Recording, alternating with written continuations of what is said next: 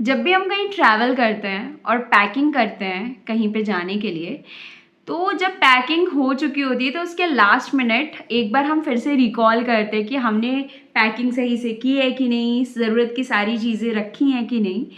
तो इसी तरह इंटरव्यू में जाने से पहले, कैबिन क्रू इंटरव्यू में जाने से पहले हम देखेंगे कि वो कौन सी इम्पॉर्टेंट चीज़ें हैं जो हमें याद रखनी चाहिए या जो हमें अपने दिमाग में रखना चाहिए before going into a cabin crew interview. Subscribe our channel. इधर इधर सुनो, इधर सब्सक्राइब करने के लिए बोल दो। ए हीरो, इधर आओ, सब्सक्राइब करने के लिए बोलो। Hello everyone, I am Lavanya and you are watching the Lavanya Tube। तो लावण्या ट्यूब में cabin crew question answer series में पिछले 2 हफ्ते से कोई भी नई वीडियो नहीं अपलोड की है। और जैसे कि आप सबको पता है कि सितंबर मंथ की जितनी भी वैकेंसीज, हायरिंग डिटेल्स थी, उसकी मैं सेपरेट वीडियो ऑलरेडी आप लोग के साथ शेयर कर चुकी हूँ।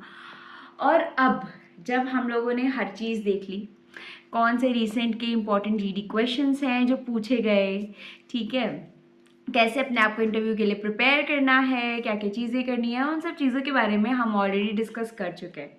तो इस वीडियो में हम लोग जानेंगे few last minute important things that we should keep in mind before going into a cabin crew interview.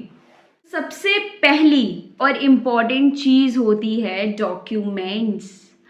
Obviously documents बहुत बहुत बहुत इंपॉर्टेंट है। मैं ऑलरेडी आपको बता चुकी हूँ कौन कौन से डॉक्यूमेंट्स होनी चाहिए आपके पास। आपका Aadhaar, PAN card, birth certificate, 10th-12th की मार्कशीट और पासपोर्ट की कॉपी और ओरिजिनल, दोनों चीज़ें होनी चाहिए, ठीक है। ये आपके पास मस्ट है, ये आपके पास होना ही चाहिए। इन केस अगर आपके पास पासपोर्ट नहीं है तो भी आप इंटरव्यू के लिए अप्लाई कर सकते हैं, और उसका एक डिटेल्ड वीडियो मैं ऑलरेडी बना चुकी हूँ, उसको मैं इस वीडियो के बाद पिन भी कर दूंगी। और अगर आपको कोई भी कैबिन क्रू इंटरव्यू या जॉब रिलेटेड, प्रोफाइल रिलेटेड कोई भी अगर डाउट्स हैं तो आप मुझसे डेफिनेटली पूछ सकते हैं, और आप कैबिन क्रू सीरीज़ है मेरी, उसको भी चेकआउट कर सकते हैं।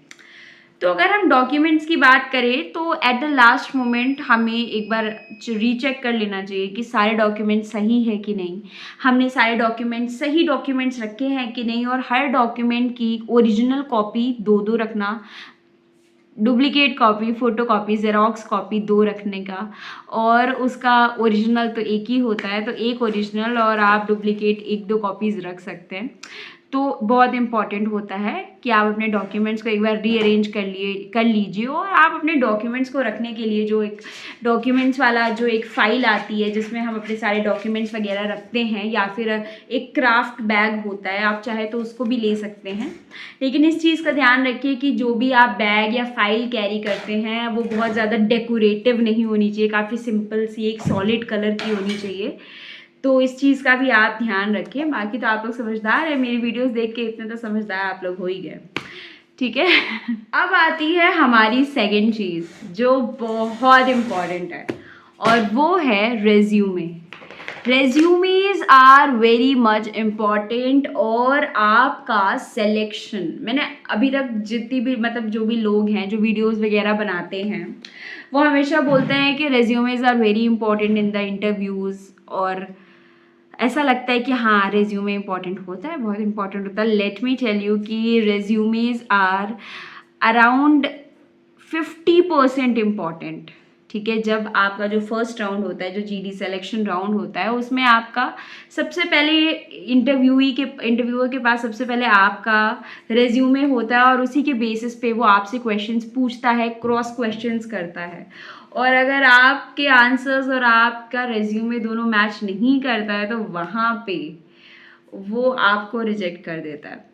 तो बहुत इंपॉर्टेंट होता है कि आप पहले तो अपना रेज्यूमे रीचेक कर लीजिए कि आपने अपने रेज्यूमे में सब इम्पॉर्टेंट चीज़ें मेंशन की हैं कि नहीं, कोई उटपटांग चीज़ें तो नहीं मेंशन कर दी जो कि इम्पॉर्टेंट नहीं है या जो जिसकी ज़रूरत नहीं है। तो ऐसी कोई चीज़ नहीं करनी है कि ज़बरदस्ती अपना जो रेज्यूमे है 3-4 पन्नों का बना लिया, नहीं, 1 पन्ना काफ़ी है।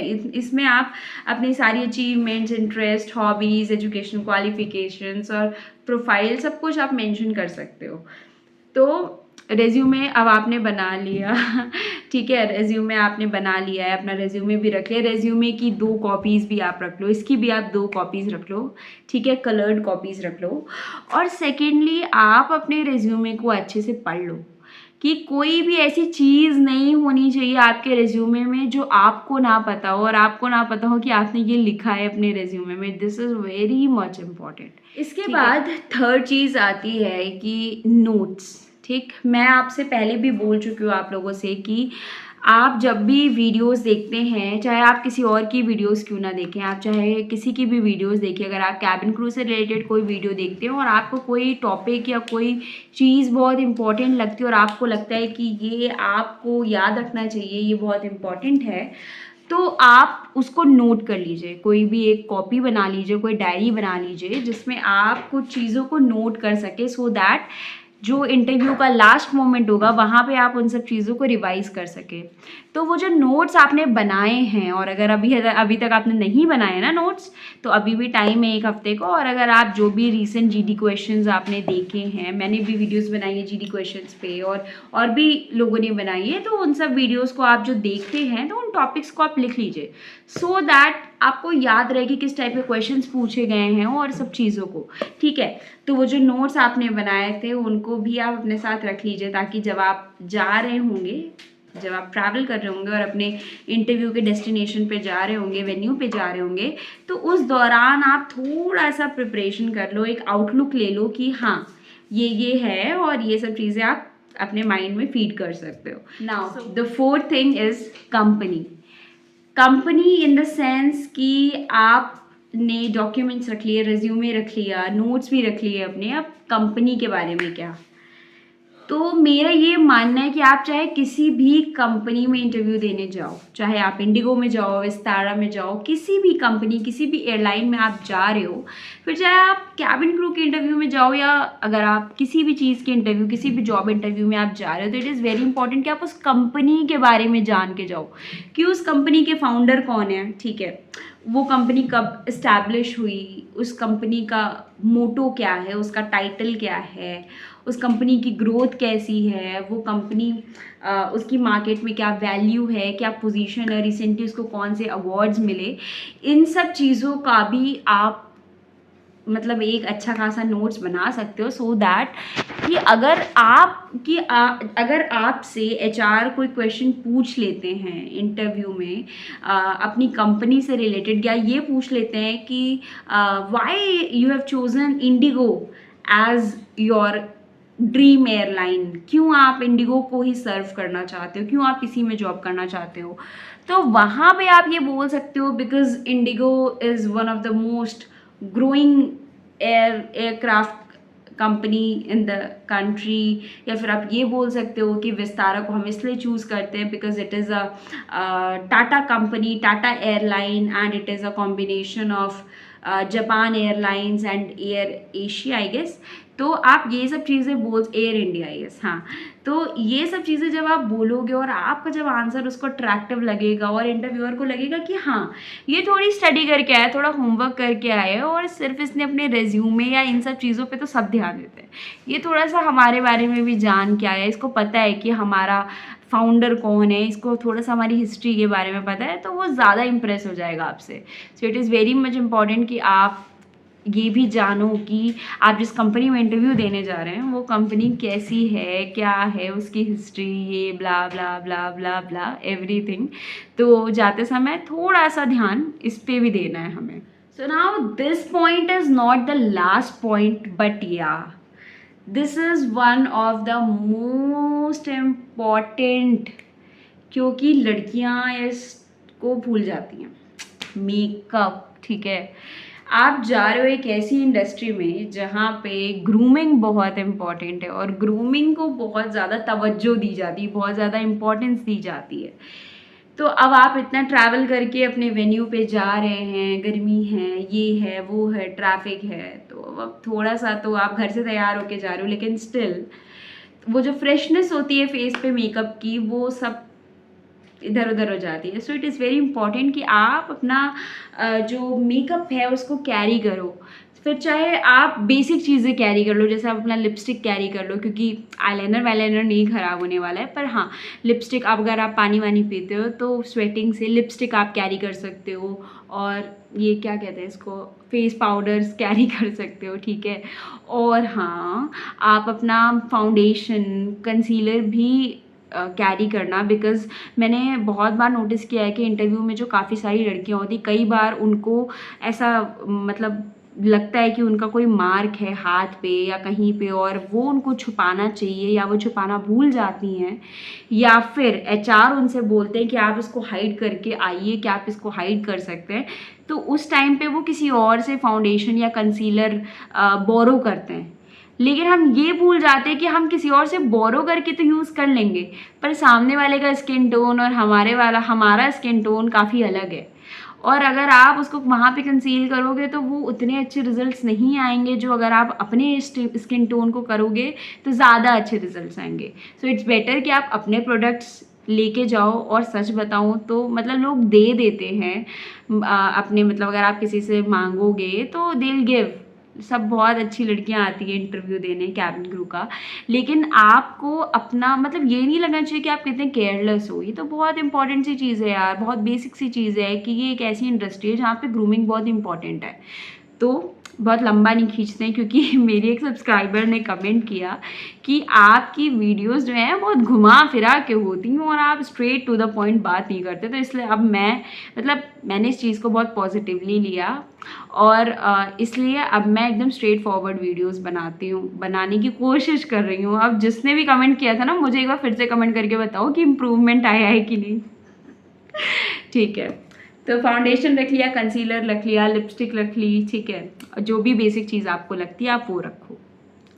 इसके बाद लास्ट है पर इम्पॉर्टेंट, मुझे लगता है कि बहुत ज़्यादा इम्पॉर्टेंट है, और ये है परफ्यूम अपने साथ रखना।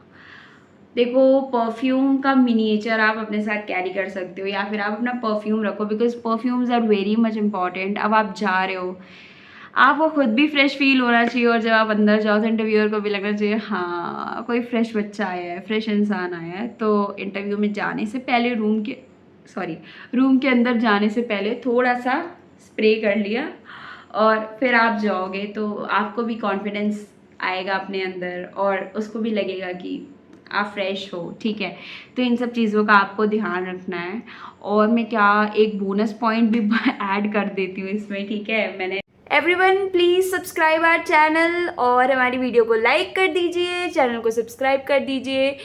नेक्स्ट किस टॉपिक पे कौन सी वीडियो चाहिए हमें टॉपिक सजेस्ट कर दीजिए, और हमारे चैनल से जुड़े रहिए।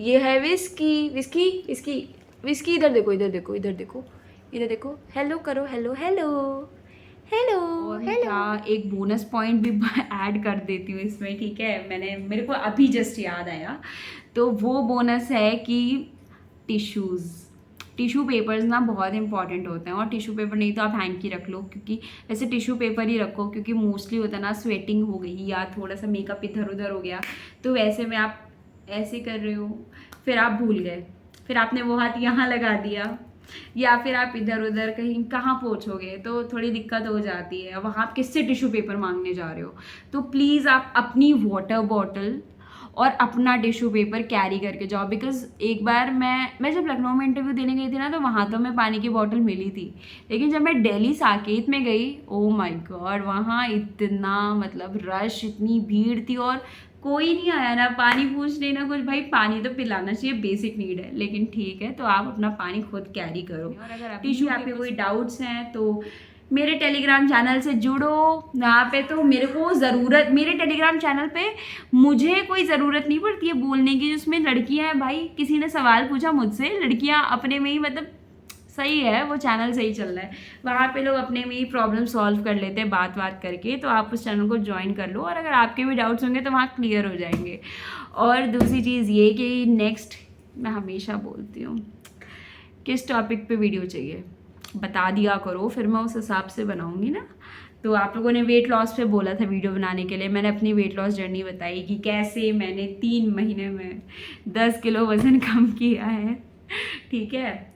और अभी फ़िलहाल मैं कैबिन क्रू से हट करके थोड़ा वीडियोस बनाना शुरू किया है मैंने, जैसे एंटरटेनमेंट पर्पस की और ऐसे थोड़ी मोटिवेशनल टाइप की, और कभी कभी वेट लॉस की भी बना लेती हूँ। तो अगर आप लोग इंटरेस्टेड हैं इन टॉपिक्स पे तो प्लीज़ मेरा चैनल एक बार विजिट करिए और देखिए वीडियोस को। अगर आपको पसंद आए, आप कोई सजेशन मुझे देना चाहते हैं, शॉपिंग ब्लॉग्स वगैरह मैंने बनाए हैं तो आप मुझे सजेस्ट करिए। और फिलहाल के लिए बस इतना ही, और जुड़े रहिए लावण्या ट्यूब से, जुड़े रहिए लावण्या से। बाय।